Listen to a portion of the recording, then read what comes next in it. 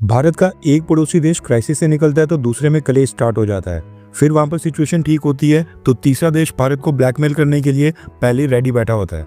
पिछले कुछ सालों से भारत अपने पड़ोस के देशों को संभालने की कोशिश में लगा हुआ है, लेकिन भारत को बदले में एक के बाद एक धोखा ही मिल रहा है। भारत, बांग्लादेश और पाकिस्तान को लेकर पिछले 24 घंटों में दो बड़ी डेवलपमेंट्स हुई हैं, दोनों हम इसी वीडियो में कवर करेंगे। सबसे पहली अपडेट की बात करें तो भारत सरकार की तरफ से बांग्लादेश को डायरेक्ट नसीहत दी गई है। भारत सरकार ने पिछले कल बांग्लादेश के ऊपर एक ऑफिशियल स्टेटमेंट जारी की है, जो कि बहुत ही कम देखने को मिलता है। आपको याद होगा, बांग्लादेश की एजेंसीज ने 25 नवंबर को इस्कॉन लीडर और हिंदू मॉन्क चिन्मय कृष्ण दास को इंटरनेशनल एयरपोर्ट से अरेस्ट किया था। उनके ऊपर बांग्लादेश में देशद्रोह का केस थोपा गया है और पिछले 40 दिनों से अभी भी वो बांग्लादेश की जेल में बंद है। एक दिन पहले बांग्लादेश की कोर्ट में चिन्मय कृष्ण दास केस की हियरिंग थी। वर्चुअल कोर्ट सेशन हुआ था, लेकिन कोर्ट ने चिन्मय दास की जमानत यानी कि बेल रिक्वेस्ट को रिजेक्ट कर दिया था और बेल देने से इनकार कर दिया था। चिन्मय दास को अब और कई हफ्तों तक जेल में ही बंद रहना पड़ेगा। मसला ये है कि चिन्मय कृष्ण दास की जेल में तबीयत बिल्कुल खराब हो गई है, लेकिन इसके बावजूद बांग्लादेश की कोर्ट्स जमानत बिल्कुल नहीं दे रही हैं। इसके ऊपर पिछले कल भारत सरकार ने डायरेक्ट कमेंट करते हुए अपनी तरफ से एक स्टेटमेंट दी है। रेफरेंस के लिए आपकी स्क्रीन के ऊपर आर्टिकल का स्क्रीनशॉट है। भारत के विदेश मंत्रालय ने कहा है कि चिन्मय कृष्ण दास के जो बांग्लादेश की कोर्ट में वहां पर ट्रायल्स चल रहे हैं और उसके साथ साथ जिन भी लोगों को अरेस्ट करके जेल में बंद करके केसेस चलाए जा रहे हैं, भारत अपेक्षा करता है कि उन सबको फेयर ट्रायल्स का मौका मिलेगा, यानी कि बांग्लादेश कोर्ट में उनके साथ निष्पक्ष कार्रवाई होगी। ये भारत की बांग्लादेश से अपील है।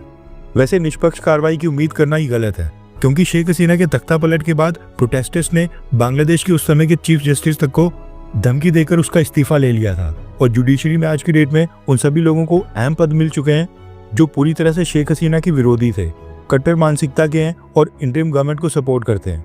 इसलिए निष्पक्ष कार्रवाई की उम्मीद करना ही गलत है। दूसरी न्यूज आ रही है बांग्लादेश और पाकिस्तान को लेकर, लेकिन ये न्यूज भारत के पर्सपेक्टिव से हमारे लिए बहुत ही बड़ी बुरी खबर है।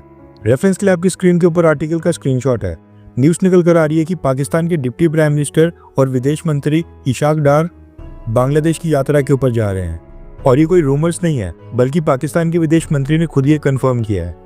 बांग्लादेश और पाकिस्तान की गवर्नमेंट्स डिप्लोमेटिक चैनल्स के जरिए इस समय ये डिसाइड कर रही हैं कि वो आपस में कौन कौन से एग्रीमेंट साइन करेंगे, और इस विजिट के दौरान दोनों देश काफी सारी डील्स को साइन करने वाले हैं। अब ये हैरान कर देने वाली बात इसलिए है क्योंकि ये विजिट अगले महीने 4 से 5 फरवरी के आसपास होने वाली है। और खास बात यह कि लास्ट टाइम साल 2012 में पाकिस्तान का कोई विदेश मंत्री बांग्लादेश आया था।